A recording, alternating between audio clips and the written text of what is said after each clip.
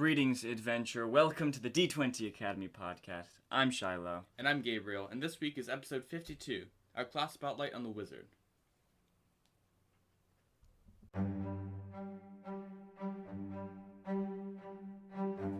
Alright, hello everyone, welcome to episode 52. Before we get into things, this is our last class spotlight. Yep. It's so sad. You know, our first class spotlight was episode 8. Wow. Looky here, episode 52, we're finishing this up. Alright, so, might be wondering what are we going to be doing after?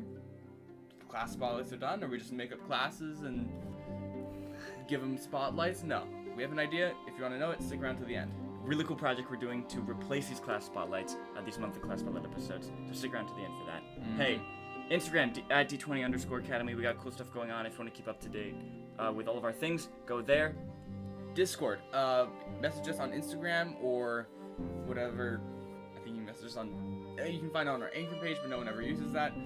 Yes, on Instagram, message us. You get into our Discord there, and there's a lot of cool things happening there. We're getting people talking about all sorts of stuff. I promise people are talking. There are people there. Yeah. We also have a YouTube channel, D20 Academy. It's D20 Academy. Owlsingers_. Sorry. We are uploading the episodes there. I believe we're almost caught up. We are totally caught up now. And we've got some YouTube exclusive content coming out there soon, so keep an eye out for that. And I believe that's it. Let's jump into the episode.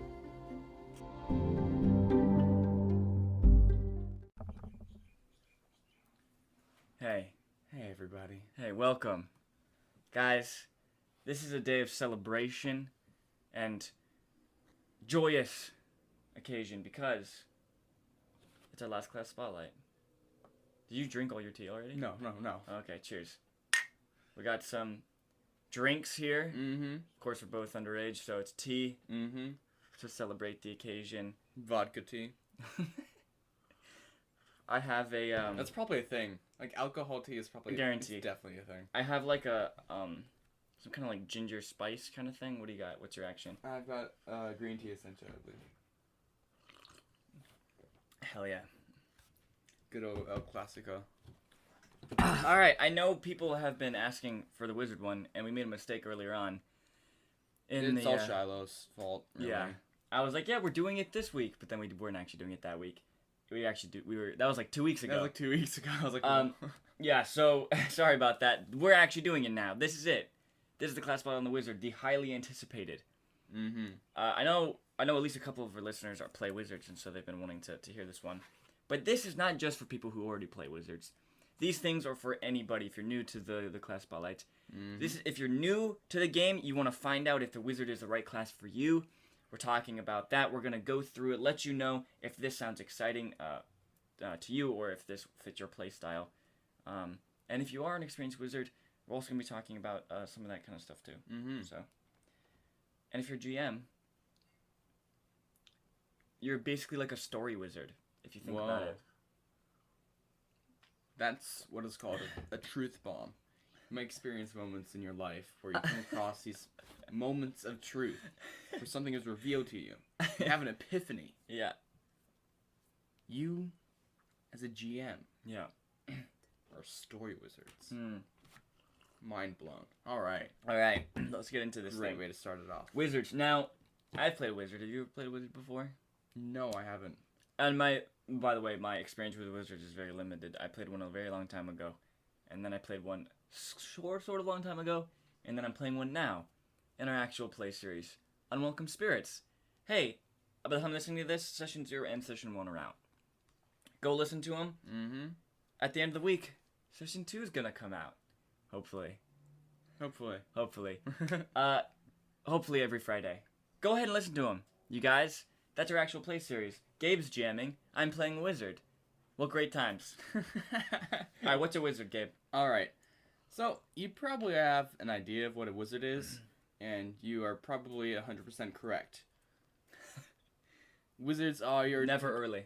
I mean, never late. I mean, wait, frick. I screwed it up. You had a moment. You had an opportunity. That was it. And you botched it. Wizards are never late. They arrive precisely Bad when they plastic mean to. surgery. I'm sorry.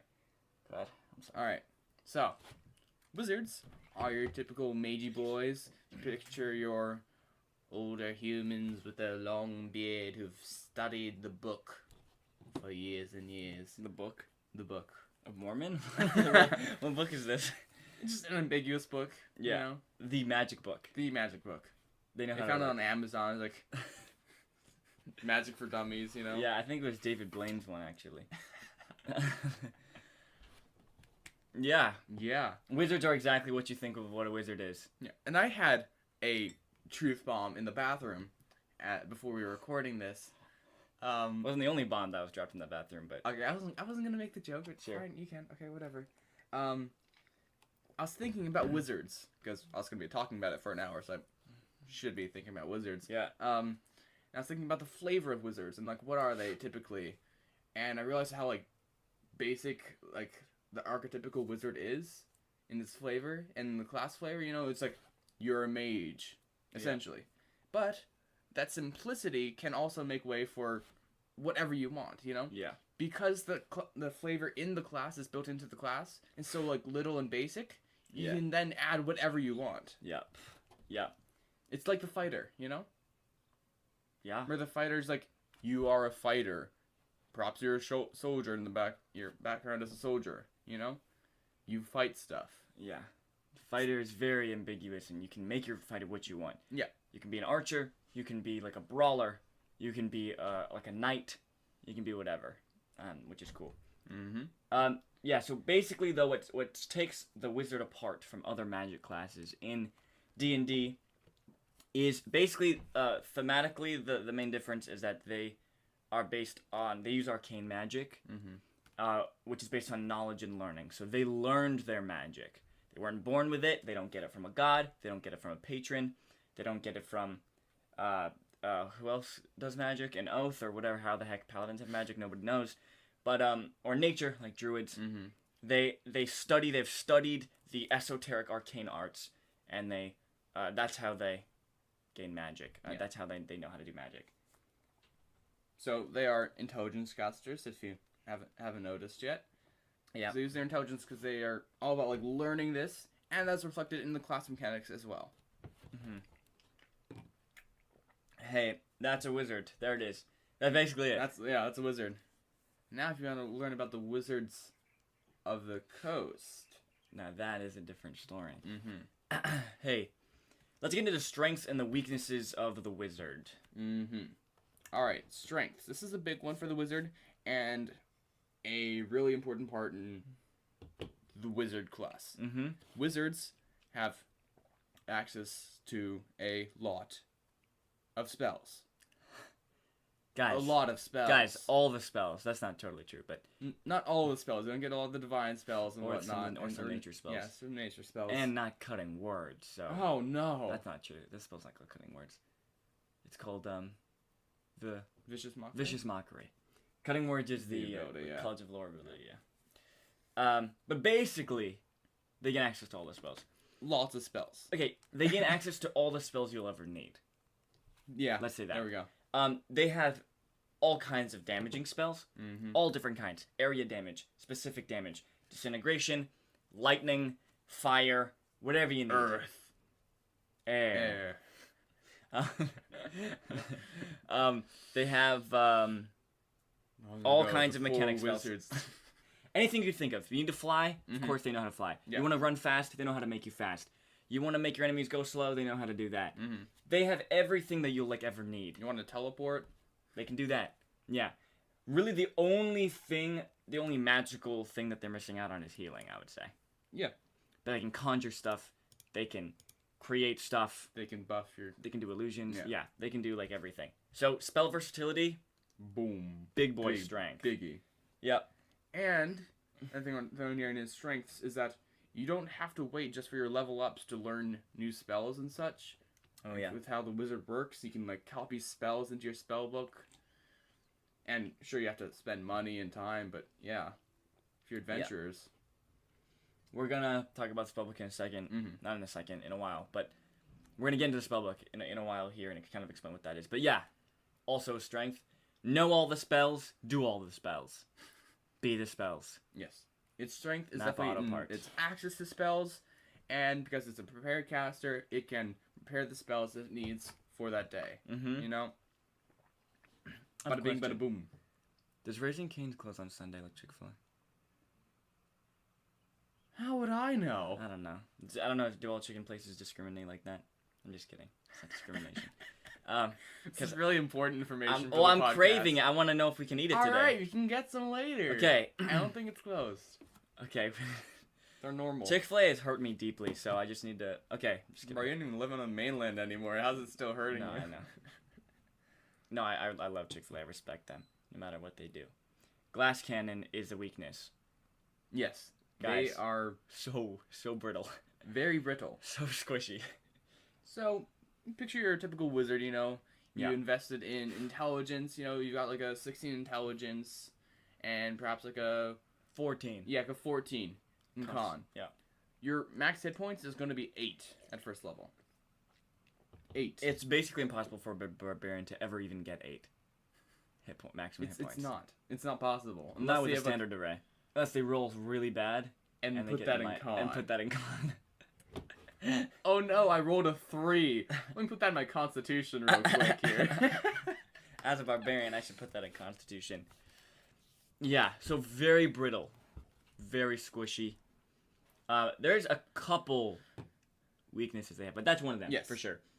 There are ways to get like higher armor class and stuff through magic, but still, you won't ever have that high armor class, and you will not ever have high hit points. Barring crazy magic items, of course. Yeah. So which we can't take into account with like any of these. Yeah. So. Yeah. But they're really strong and they're really powerful, but you just have to keep your distance from your enemies and stuff. At like level 1, you can die with like 1 crit. Yeah, like if you're facing a challenge rating 1 creature and he hits you with an attack, it's possible you straight die outright. Yeah. Just permadeath. It's to give. All right. And definitely if it's a challenge rating 2 creature, you're done. Like an ogre hits you with his axe? Probably no. No way. Okay. I just surrender at that point. Yeah. All right. What else is a weakness? So the second one isn't as big as like the weakness of having lower hit points and lower armor class, but its importance varies on the campaign and the DM. So as we said earlier, wizards are intelligence casters, which is different from some of the casters in the player's handbook, which are wizard casters. They cast using other wizards. That's their primary ability. Is strength, dexterity, wizard. Yeah. Wisdom casters. Wisdom is a very good stat in D&D 5th edition.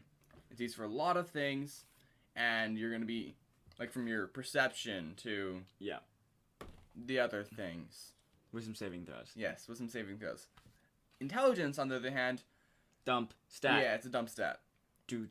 Because its mileage varies. Like its skills, like of Arcana and history, and insight. Their mileage depends on. Insight is wisdom. The other one, investigation.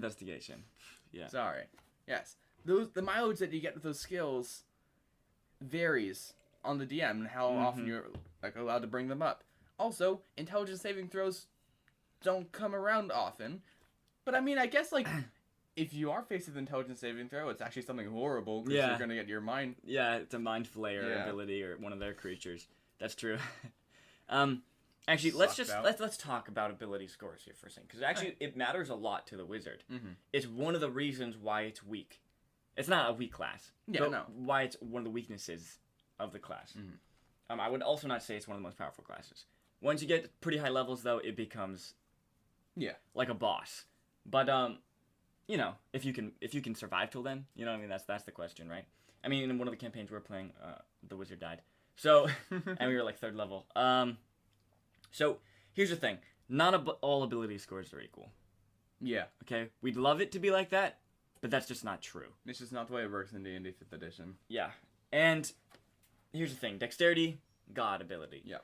That is used for everything, right? Stealth, rolling stealth all the time.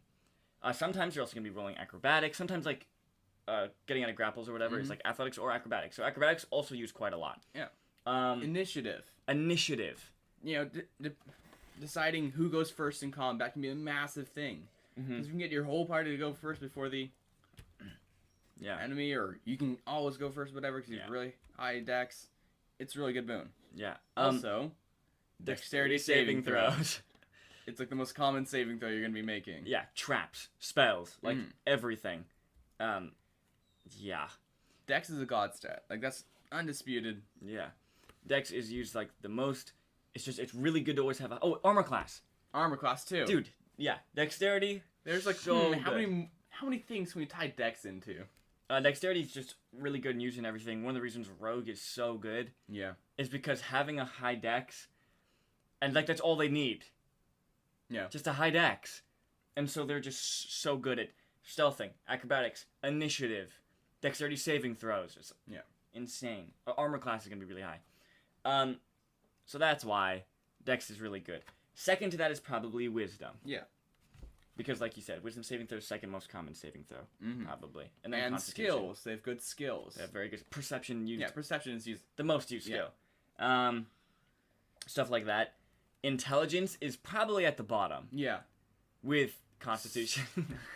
But Constitution is very important in other ways. Yes. I would say, like, intelligence and strength, they're probably bottom two. Charisma is a weird one. Charisma has been a D&D dump stat for, like, ever. It's always been the D&D dump stat. I guess it's, like, just, like, my interpretation, because, like, we use, like... Yeah, if you have a lot of role-playing in your game and you're making a lot of persuasion checks and stuff, then having high charisma is good. Yeah, because I, like, our long campaign that we finished, I had, like, a plus 17 or something. And persuasion. Like, it was, like, 15 or whatever. Something bonkers, yeah. Yeah, I found charisma to be better than intelligence. Because intelligence is just used for, like, checks, you know? Strength, at least, like, strength saving throws sometimes happen. More than charisma and intelligence. Athletics can come into play. Athletics comes into play. Break down doors or whatever. And if you're going to make a weapon attack, I don't care what class you are, you're probably going to be using strength. So, you know, even for wizard. Wizard's going to whack someone with their staff, they're using strength. So, intelligence probably the worst stat. Yeah. Okay, also, it's beyond that. Just because wizards want a high intelligence so their spellcasting is better, it means that, they're going to have good history and stuff. But instead of, like, a druid who has to have high wisdom, they're also going to have to have perception, high wisdom saving throw, and stuff like that. Also, because of that, another weakness is that no races help out a wizard. We'll get into this now, actually. Wizards use intelligence and constitution primarily. Yeah. Constitution for high hit points, obviously, and for maintaining concentration. But no race gives a bonus to both of those. I can't think of any intercon races. Yeah, you're right. So, if you look at a paladin, strength and charisma, dragonborn, right? Ranger, what is that? Dex and wisdom, wood elf, right? A lot of classes have one or two races that have the two ability score bonuses exactly where you want them. Yeah. Wizard does not. Gnomes have +2 to intelligence, that's cool, but none of the sub races or anything have get a +1 to constitution. Dwarves have +2 to constitution, but no sub-races that give any bonus to intelligence. So, if you just take standard array, in most other classes, your two primary ability scores will both have 16. Or can, if you choose the correct race. Yeah. You'll never have that with a wizard. One will be 15 or 14. Ugh, odd ability scores. That's also another weakness. Yeah. Yeah. So... There you go. So they have some weaknesses. However, they're not weak. Yeah, they aren't weak. We're not saying they're weak. But please, Wizards of the Coast, if you're listening to this, give us more races with varying stats, like varying ASIs, please. Can we please have more intelligence bonuses on races? Instead of please strength make and intelligence constitution? good again. Make intelligence good again. Hashtag make intelligence good again. Make intelligence great again. No. All the new races, dude. Strength and con. Strength and con. Holy crap, we don't need more strength and con races. Anyway, I'm not angry. No, Barbarians and fighters already have a good set of races. Yeah, like 17 races work really well. However, wizards, even though we're talking all about this stuff about wizards and weaknesses and stuff, it doesn't mean wizards are bad. No. I would not say they're the best class. At 20th level, they may be the best class. 20th level, but that's 20th level. Yeah. Once they get to 5th level, okay, here's the thing. If you're playing wizard, you're going to feel behind all your fellow players until 5th level. Then, You cast Fireball, and everyone in your party goes, wow, Ooh. you are a boss. Yeah. Something is like, if you can survive long enough to get access to higher level spells, wizards can do some real damage. Like, be crazy cool, and you can feel really powerful. I mean, playing wizard can feel really powerful, because your spells are just so crazy cool at the higher levels and stuff. Like, once you hit 5th level, you just become... It's really fun. Yeah. Right, and, like, at one point several episodes ago, we were talking about party composition and your place within the party. What is your job within the party? Yeah, that was like 30 episodes ago. Jeez, really? Yeah. Oh, goodness. So, wizards can, once they gain access to more spells, they can fill this nice utility spot in the party. Yes. You know? Where they can, okay, we're going to be in this type of situation. I'm going to prepare this spell. Yeah. Oh, we're going to be, like, dealing with, like, fights, or maybe things are going to be attacking us in the air, or we have to traverse, like, dangerous chasms. Let me prepare fly, you know? Fly. Feather fall. Oh, we're going to go in the water? Water breathing. Yeah. Water walk. Are we gonna, be in darkness? Dark vision. Like, they can be adapted to whatever they know is coming, you know?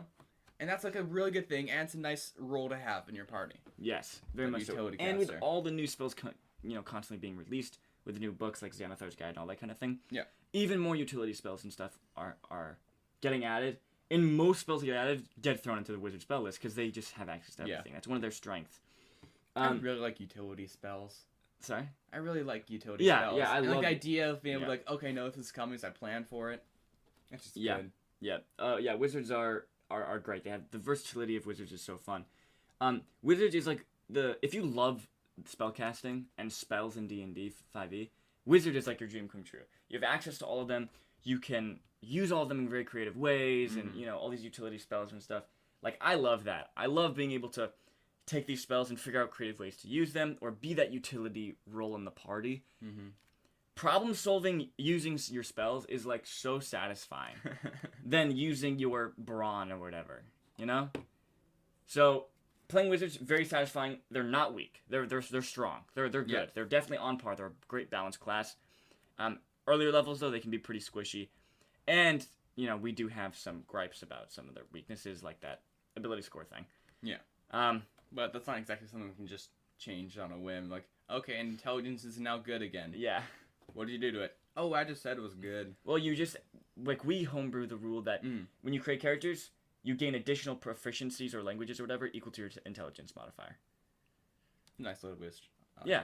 Makes intelligence a little bit better, At least bringing it back up. You can find a document with all of my homebrew house rules that I intend to use in my games on our Discord. So get in there. That's true. Yeah. If you go on our Discord, it's a pinned. I don't even know how to see pins on Discord. Top right, there's a little pin. You click on it, and you can see all the pin messages. Oh. Yeah. Go to the pinned messages of our Discord server, our D20 Academy Discord server, and you will be able to see all the homebrew rules that Gabe uses. Most of them I use, but some of them I don't. But anyway, that's one that's in there. Okay. Quick note in the quick build section, it suggests taking Light, Mage Hand, and Ray of Frost. For their cantrips, take Firebolt. Yeah. Not Ray of Frost. Take Firebolt, Firebolt, and Firebolt. Yeah, honestly. Yeah, Firebolt's just better than Ray of Frost. Yeah, if you have 3 Firebolts, it combines into 1 Eldritch Blast. So, that's a nice boon, too. It becomes almost as good as Eldritch Blast. Yeah, but if someone already has Light or whatever, then take Prestidigitation. Or Minor Illusion, actually. Yeah. Okay, stereotypical background for a wizard would be a sage and a hermit. Yeah. Probably. But once again, what makes wizards so cool is they just kind of have like a theme, a little feel, and you can do what the heck you want with it. Yeah. So make your character how you want to make it. But the stereotypical is like a sage, a nice wizard. Yeah. Wandering nerd. Yeah, pretty much. Yeah. Okay. Alright. Feature Spotlight. Yeah. Spellcasting. Wizards have spellcasting. I don't know if you guys knew this. It's a little bit controversial. It's a... Some say, I don't know if they need it or not. Another's like, it's kind of what the whole class is. Well, wizards without spellcasting, they might actually be balanced. With what? A leaf? They're probably on par now with Sprites. Okay, Oh man. Fighting a fairy. All right. Yeah. So spellcasting for spellcasting. wizards. Wizards are prepared spellcasters, which means that they can prepare. Which means they're better than sorcerers and bards. And You don't gotta say it what's though. the other one? Warlocks? Who else doesn't prepare spells? Paladin. No paladin prepares spells. Come on. The most broken class. Every ability they have is broken. Of course they prepare spells. Not rangers, I don't think, though.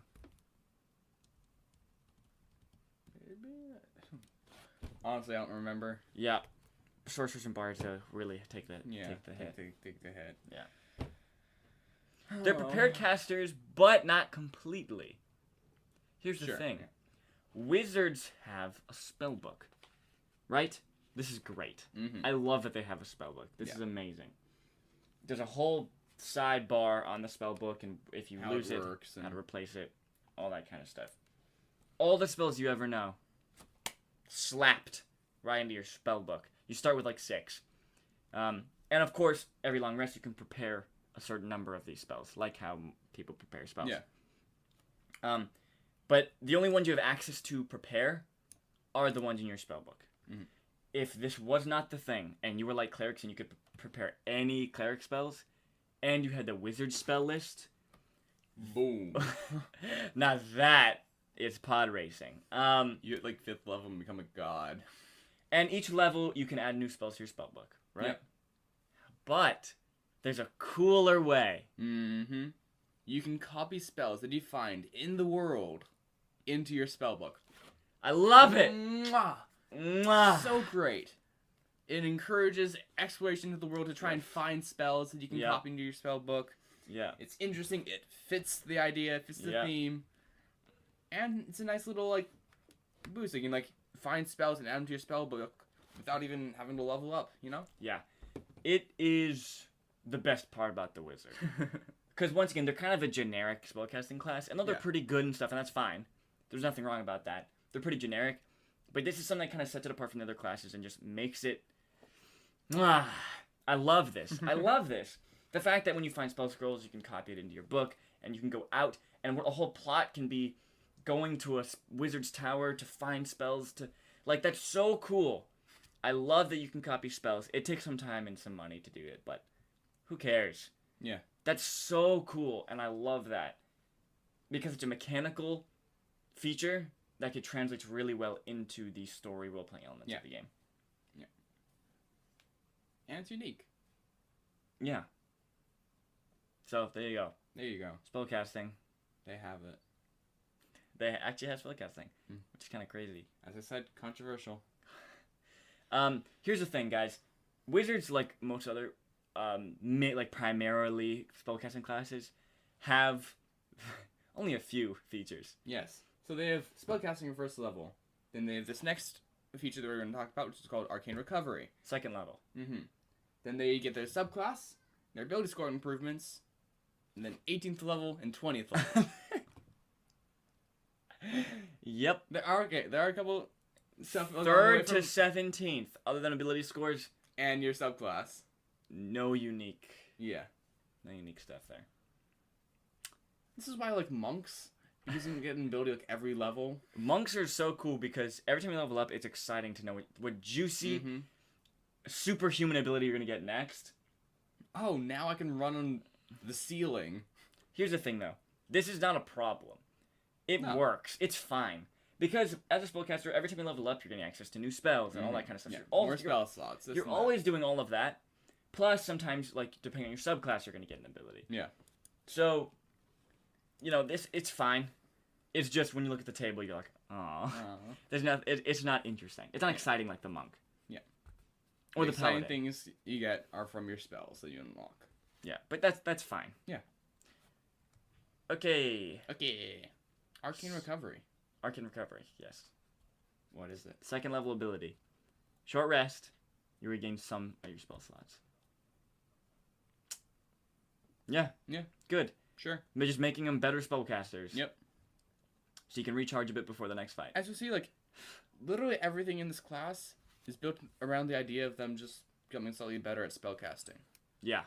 That is the entire That's class. what wizards are. Mm-hmm. Yeah. Yeah. Okay. That's like their only 2 abilities. Yeah. They have an 18th to 20th level one. We don't need to talk about that. No. We know you're not making it to either of those levels. All right. Arcane traditions. These are the subclasses. Mm-hmm. There's 8. 8. These are just the 8 schools of magic, which is really cool that they brought this in. Yeah, I like this. Yeah. In 5th edition, every spell belongs to one of the... Let's talk about the schools of magic. Okay. So, each spell belongs to one of the 8 schools of magic. There's abjuration, which is like protection magic and stuff. Yeah, abjuration is, like protection and basically just protection. Okay. Conjuration, you conjure stuff. Yeah. And teleporting. Mm-hmm. Okay. Divination, really cool. Like, portents from the future. Divination is like seeing into the future, getting omens from things. Scrying. I like divination. I like divination a lot too. Enchantment. Putting magical effects on things. Probably can't say the thing I was going to say, but yeah. Yeah, putting magical effects on things. Whether you're enchanting someone, like charming them or whatever, whether you're enchanting like a weapon. Yeah. Or like that. An object. Putting magical effects on things. Yes. Evocation. Creation, essentially. Yeah. You're evoking something. Yeah. Ooh. Maybe you're creating damaging fire. Yeah. Maybe you're creating, what's a non-damaging evocation spell? That one's conjuration. Most damage spells are evocation, because you're like creating fire. Healing spells are evocation. Earthquakes, healing spells. But they don't have healing spells. But wizards don't have healing spells. But, yeah. Illusion. Is what it sounds like. Yeah. Illusion. He's actually a Chinese man. You go to school with a Chinese man. Alright, here we go. Illusion, you create things that aren't real, but look real. Cool. Seem real. Necromancy. You are creepy. Necromancy has to do with life and death. And Hot Topic. So whether you're raising things from the dead, or reincarnating something, or raising something else from the dead, or making something dead undead, or sucking the life force out of someone. Necromancy. It's not inherently evil, guys. Here's the thing. Necromancy gets a bad rap. I want to break this stigma. With a good song. This societal stigma. I want to break this societal stigma that necromancy is only for evil people and necromancers who just try to raise undead armies to destroy civilization. Yeah, that's happened a couple times, but that doesn't mean all necromancy is evil. It has to do with, not consecrating. I feel like this is like a really bad analogy to be making in current times. Desecrating, bodies by raising from the dead and using them for your deeds. And, being rude to people by sucking their life force into yourself. And, sucking the life out of plants and killing forests and things so you can use that energy for your own dark means. Guys, doesn't necessarily mean... You're typically evil. Yeah, necromancy is evil, you guys. Okay. Alright. Transmutation. The subclass is probably like the lamest in its mechanical benefits, but it's pretty cool. You transmute stuff. You magically change something from what it was to what you want it to be. Yeah. You change materials. Okay, wait. There's alchemy. There's a picture I found on the internet a while ago that explains the 8 schools of magic very simply. Okay. Abjuration. Protect stuff. Illusion. Make stuff seem like other stuff. Enchantment. Make things do stuff. Divination. Know all the stuff. Evocation. Destroy stuff. Transmutation. Change stuff into other stuff. Necromancy. Do creepy stuff. Conjuration. Make stuff appear. Boom. That's it. Those are the 8 schools of magic. And for your subclass, for your wizard, you can choose one of these 8 schools of magic to master or to, specialize. Specialize in. That's what I'm looking for. So, depending on which school you choose, you gain certain subclass benefits. We're not going to get into all of them because there's 8 subclasses.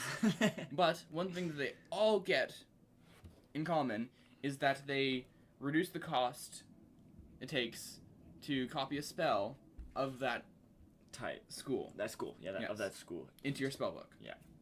So it makes it easier for you to gain more spells of that type. Yeah. Once again, all spells fit into one of these 8 schools of magic. Mm-hmm. So every single spell has this tag. You may have not noticed it before, but it will say abjuration or a conjuration spell or whatever. That really doesn't matter too much, except for these subclasses. Yeah. Okay, let's go through them. All right. Abjuration. Second level. Oh, all of these. I don't know if we explicitly mentioned it. You get your subclass at second level. It's a weird one. It's a weirdo. Weird. It's so weird. Okay.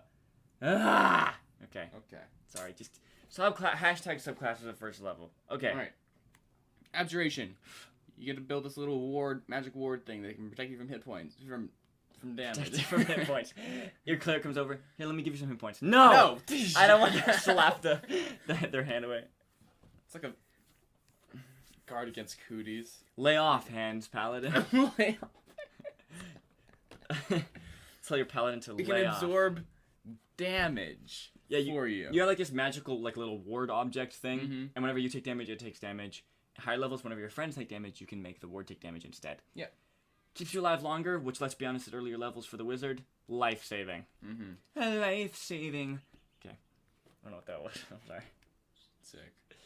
Yeah, protection magic. That's all their abilities. Yeah. Their spells are like. They're better at their abjuration spells, in the sense that anytime they're making a spell to get rid of other magical effects, like a counterspell or whatever, they get a bonus to that. And you also get protection against magical effects and Yeah. damage Later from on. spells. At a level you will never reach. 14th. Alright. Conjuration. This is the one that conjures stuff. Yeah.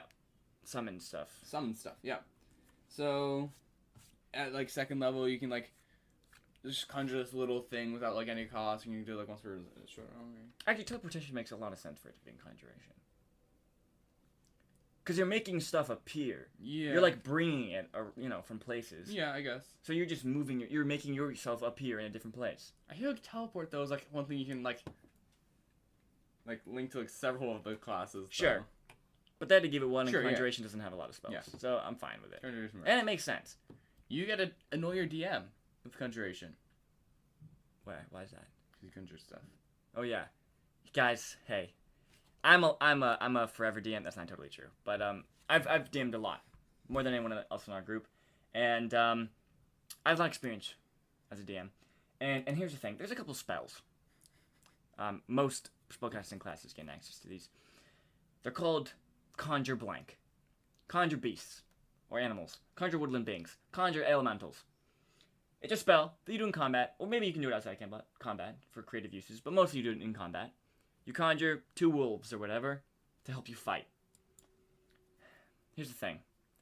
DMs have a lot on their plate, okay? They're running maybe like 4 monsters in this encounter. Maybe all the monsters are different. Maybe like 3 individual cool monsters plus 5 goblins or like little minions, okay? They're keeping track of a lot of crap. Now you make them keep track of like 7 pixies? No. Don't do that to your DM. Actually. 8 pixies? Are you kidding me? Sorry. I don't like conjuration spells. I understand why they exist, but it's sometimes very irritating for a DM to run an additional more anyway. Yeah. So they're really good at conjuration. And things they conjure are better than when other people use conjuration spells, you know? Yeah. They last longer or... What's really cool about the ability to get second level is you can just like summon objects. Yeah. Which doesn't no- sound too good, but Yeah, it doesn't have any use in combat, but like in roleplay, it's pretty cool. You yeah, can just... exploration, Yeah. like, hey, I need a rope. Boop. I need a grappling hook. Boop. I need a torch. Boop. I need a compass. Wow, that's really good. Yeah. Yeah. It's pretty cool. There you go. A magnifying glass. I don't know if you can do that actually. Why would you need a magnifying glass? So you can burn spiders at 10 You XP. Also, you get some little teleporting abilities, and you get an ability at 14th level, which gives every creature you conjure 30 temporary hit points. If you're conjuring 1 bear, that's fine. If you're conjuring 8 pixies, and they all have 30 temporary hit points for free. My suggestion is that if you are a DM who is getting annoyed with your conjuration wizard, make them keep track Yeah. of the things that they conjure. Yeah. Yeah. And for this ability, split the 30 hit points up whenever they cast that spell. Dude, you can summon like 4 pretty strong creatures at 14th level, and they all have 30? It's pretty good. Doubling their life total. Oh my gosh. Okay. But actually, Conjuration's not that good. Okay. Alright. Divination. I like this one. I like it, but I don't think it's that strong. The spells aren't necessarily that strong. Well, these abilities are not that strong. Portent? Okay, maybe. Alright. Its coolest ability, it gets a second Yeah. level. So you start off with it, you don't have to wait till your 14th level to get a cool ability. You start off with this. Essentially, at the start of like every long rest, you like roll like 2 dice, 2 like D20s, and you can like substitute them in for like other D20 rolls. Really cool. Yeah. It's like because you're seeing the future and you're kind of like changing time or Yeah. whatever. Yeah, that's really cool. And then also you get some other stuff, like little Like- minor things. Regain a spell slot when you cast a divination spell. Yeah, just making your divination a little bit easier. One is like cool. You get like a cool perception ability. Yeah. Like every day, you can choose a different one, like either dark vision or seeing into the ethereal or understanding all the languages. Or invisibility. Seeing invisibility. Yeah, Yeah, that's really cool. it's pretty cool. That's really cool. Okay, enchantment. Basically, Enchantment. just really charm. All these abilities about charming creatures. Basically, that's Yeah. all enchantment is. Which is actually controversial. Really? Yeah. Enchantment. Oh, yeah. Yeah. Yeah. Charming and Yeah. But I wish they had some things like enchanting objects or places. Like that would be Yeah. cool. Like all of these are literally just like Charm stuff. yeah, specifically on Like, creatures. Yeah, like frighten them at least or something different. I don't know. I Anyway, want to like play an enchantment wizard that just like specializes in enchanting like weapons and gear and yeah, or like an enchantment wizard specializes in like crowd control, yeah, stunning things, blinding things. Anyway, whatever. okay, evocation. This is really good. Yeah, this is really good. Evocation as a subclass isn't like super strong, but it's strong because you're going to be casting evocation spells a lot. Yeah. Once again, most damage spells are evocation. So because you're going to be casting them a lot of these abilities are going to be coming in Yeah. to play a lot. They have this cool thing that they get where they can, when they're making like casting spells, evocation spells to deal AoE damage, area of effect damage, they can like exclude people from that. They can choose like, okay, I want my friendly barbarian right in the middle of all the goblins to take this damage. So you sculpt it around them. Yeah. And it's called Sculpt Spells. I like it. Boom. Here's why that's really strong. There's a little spell called Fireball. And here's the thing, you guys. Fireball is very strong. 3rd level spell, you get access to it at 5th level. Like, big 30-foot sphere. Everything in that takes 86 damage on a dex save or whatever. Which is like 21 damage or something. Like that's like the average. Half it on a successful save. But the one drawback of Fireball, as powerful as it is it's such a big area. Mm-hmm. Sometimes it's hard to cast it in battle because of the way that your party is spread out, or like your melee fighters are right up next to the other enemies. Mm-hmm. With this, you cast it on the ground. You're in a room in a dungeon. It casts in within the whole room, but just sculpt all your friends out of it. Yeah, it's not even like they just take no damage. Yeah. It's crazy. Yeah. It's really good, and it's really cool. Like it fits. Yeah. So that's that. Also, you like can do some more damage with your evocation spells and stuff. Whatever. It's not super exciting, but it's pretty strong. Yeah. Fairly straightforward. Yeah. A lot of these subclasses are fairly straightforward. Yeah. Just like you get better at illusion. Yeah. Your illusions last longer. Yeah. That's what illusions is. Yeah. Better illusions. Mm-hmm. One thing is cool is that you kind of like you can create like an illusory version of yourself that like can interpose. Yeah. Between your attacks and stuff, which is cool. And then the best one, when you cast an illusion spell to create an illusion, you can make that illusion. Oh yeah. Real. Guys. That's cool. Guys. This is beautiful. Here's why it's beautiful. Okay. I don't actually know if it's that strong, but here's the ways you can do this. Cause like, imagine there's like a chasm. And you create a bridge, and all your friends are running over it. And so your enemies are like, he just created a bridge with magic. But you're just like, no, it's actually just an illusion. And they walk through it, and they fall to their deaths. That's so cool. Now, here's the thing. It only lasts for a minute. So it's not like you can create gold and for it to be real. Because that was my immediate first thought, was I make an illusion of a chest of gold, and then I use this ability to make it real. I mean, if the deal only lasts for 1 minute, then you're fine. You just give, okay, here, and then you just run. You're running. Just a little quick cut. Yeah. What is that, 1,000 gold? Okay, here's 1,000 gold, and just run away. But that's so cool, and you can use that in really creative ways. Yeah. Sadly, you get that at 14th level, so, you know. I don't know if you're ever going to make it there. All right. Creepy time. Guys, welcome to our Halloween special. Necromancy. Wait, we should do a Halloween special.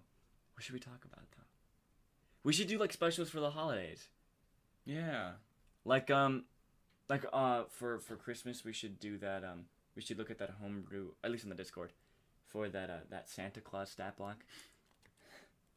We're, you know, anyway. You can, like, talk about how to reward your players. Yeah. Giving them gifts. Yeah, I got it. But Halloween, we should talk about spooky stuff. And, Thanksgiving, we can talk specifically 2 players to just the whole hour, just tell them to thank their DM. Yeah, actually.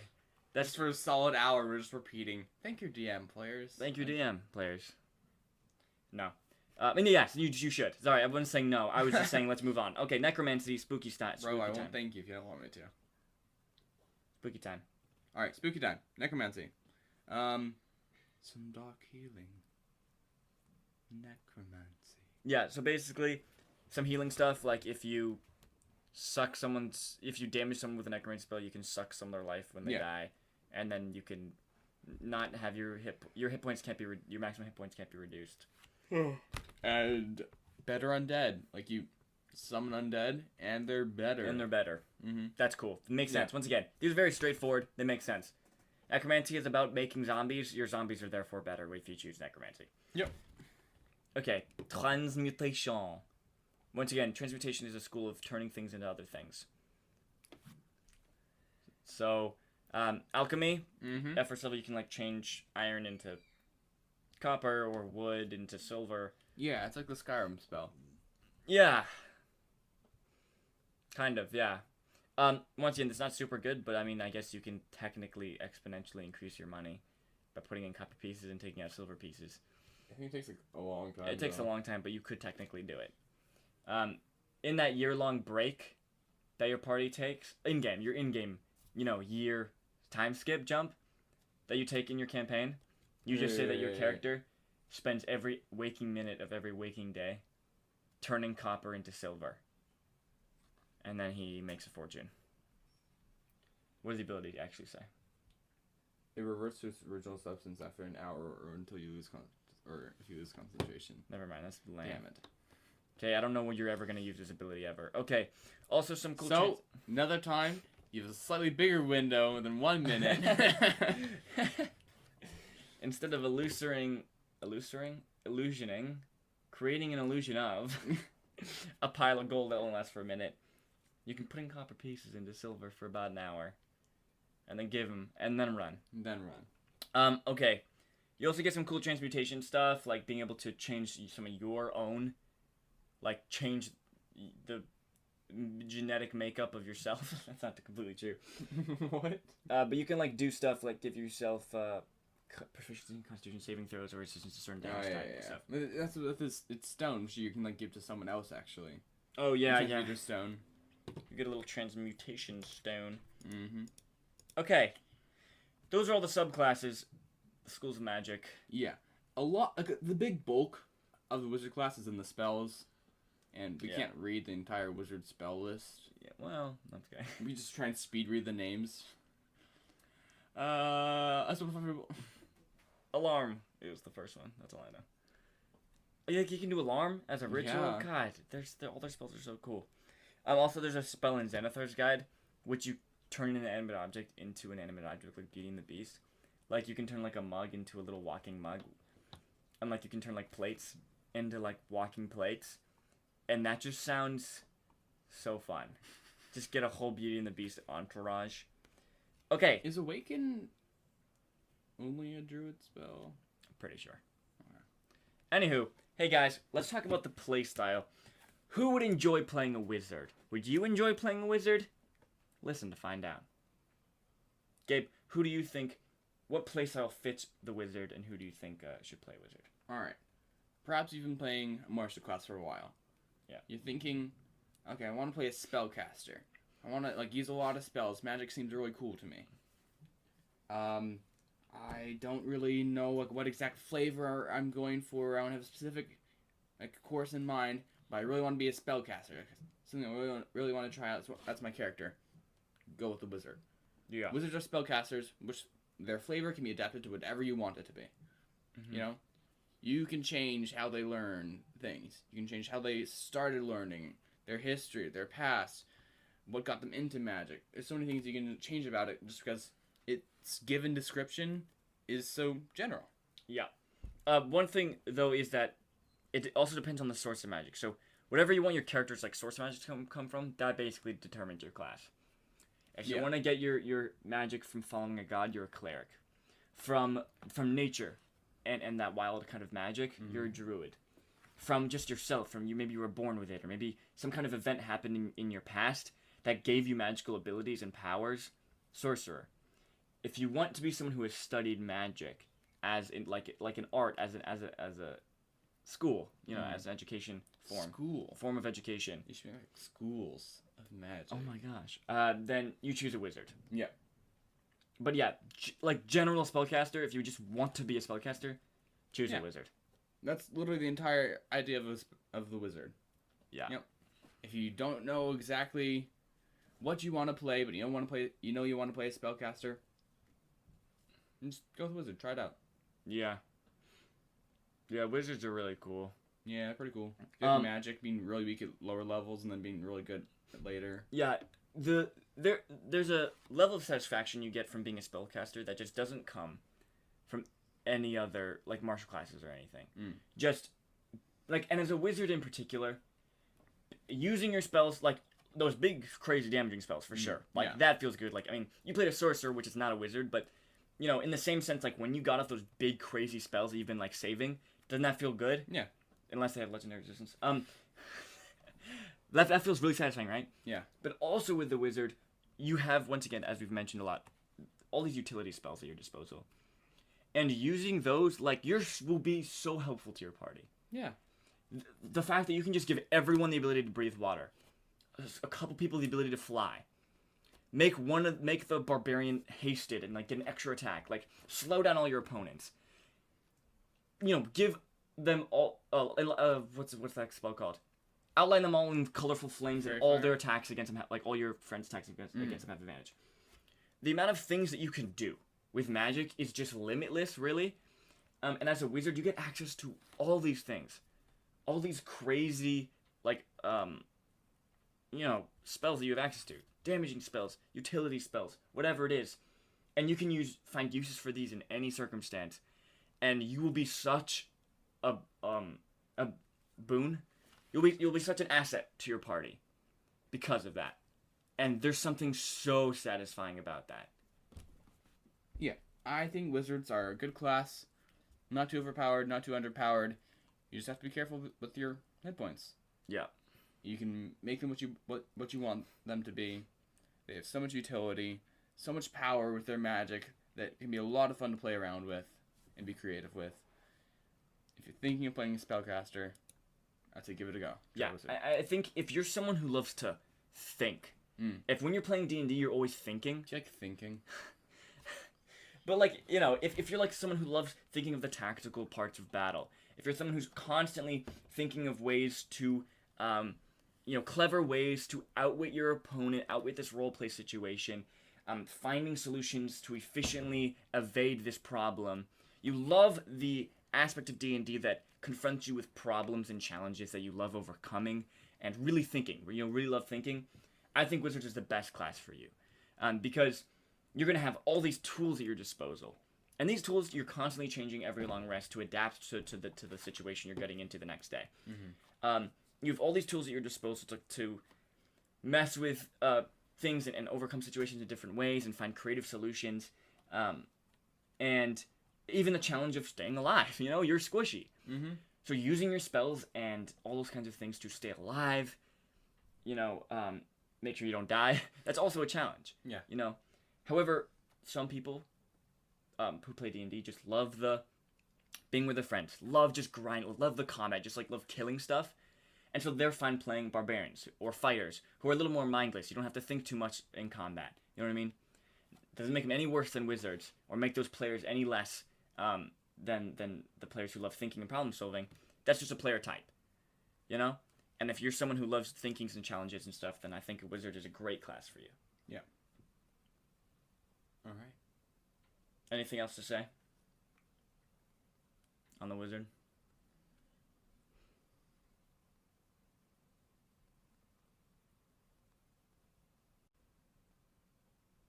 And that's what I think of the wizard. Wow. That was really insightful. That thing you said at the last part there, right after I was explaining like what playstyle fits. Yeah. Dang. Yeah. I think it was a really big moment in like role-playing history. Like I think that's gonna go big down. Epiphany. That's a really big. That's a. What would you say? Knowledge bomb? What did you call it? Epiphany? No. You were saying things earlier in the episode about Truth bomb. Truth bomb. That's really a truth bomb right there, guys. I hope you guys caught that and listened to that one. Yeah. That's big. Big bomb. No. Okay, we're kidding. Hey, guys, thanks so much for listening. That was our last class spotlight. Yeah. So, if you are saddened that we got through all 12 of the classes, don't be. Because we're going through them again. Yeah. Actually. Our plan to replace class spotlight is my idea, because it's a good idea. So of course, it's my idea. Wow. I am someone who likes changing things to fit my own satisfaction in D&D. Yeah. I love homebrewing things because I don't like the way that this works or that works. Coming up with rules, subclasses, so I can play what I want to play. Yeah. So what we're going to be doing is going through all 12 of the base classes. Just like we just did. Over the past like 50-something episodes, right? This is episode 52. The Barbarian class spotlight was episode 8. We've been doing this for a long time. We're gonna do that all over again. But this time, yeah, we are changing, redesigning, refurbishing the classes to fit what we think works best, is balanced, and is interesting. Yeah. We're literally recreating the classes. We might as well just call it 5.5. Like, yeah, no, we're literally going to be recreating every class, not necessarily down to every detail, but we're gonna see how it works. We're gonna kind of the first few ones may be a little clunky as we figure out how we're gonna do this. What the format is or whatever. What the format is, because we only have an hour for our podcast. Creating a class from scratch takes more than an hour, so we're gonna do some pre-work. We're gonna do some jot down some of our ideas and stuff of things we would change or things we're gonna add and create to this new class. But then, for the most part, in the podcast, we're going to be live, coming up with the class. Yeah, we're going to be doing it live. Doing it live! So, okay, and the amount of changes that we make, it's not going to be universal to, across all the classes. Like, some we're going to change more. Like, we're probably going to change more about the warlock than we are going to change about the wizard, Yeah, probably. But we've got some interesting ideas that I'd love to see how we can get this all sorted out. And I think it might be interesting for you guys to hear what we think the classes should be. Should be, yeah. Here's the thing. 5th edition came out, 5-6 years ago. And it's had such a great run. Not that it's ending or anything. It's even blowing up, just continually blowing up, which is great. But we've had years and years to look at these classes, see how they work, see them in action, and now I think it's time to rebuild, to take the knowledge we know. Guys, we're not just editing classes. We're rebuilding the classes. Yeah. We're like straight rebuilding classes. We might change how magic works for some classes. Like, we're totally changing abilities. Definitely changing the warlock, because completely revamping the warlock. That's going to be a 10-hour episode. But that's what we're going to be doing to replace. And then replacing the bard with the mystic, because no. The bard is like Shadow's least favorite class. No, it's my don't do this. It's my favorite. I we love want to that. replace with something better. No. We are actually the last episode is going to be the mystic episode, where we just print out the PDF and then burn it. I mean, big fire. I think it's like a novel. Yeah, it's gonna take a long time to burn. Okay, so that's what we're gonna be doing to replace class spotlights. I'm super excited. We've had this idea for like the past couple weeks, maybe even a couple months, and Who knows? we've just been wanting to get to this, but like we have to finish the class spotlights first, of course. But we're done now. We're gonna be doing this. Okay, next week's episode is gonna be the part 1 of our review of Mythic Odysseys of Theros, which is the new setting and D&D sourcebook. I really love it. You will see a bit why in our part 1. Yeah, so we're gonna have part 1 then part 2 over the next 2 weeks. But that's what's coming up. Yeah. Make sure you get into our Discord. You can message us on Instagram again. Please come. It's actually fun. People are talking. We're discussing homebrew a lot. Yeah. Every week I bring up a piece of homebrew, give my thoughts on it, redesign it to fit how I think it should work, and share it with you guys. It's pretty fun.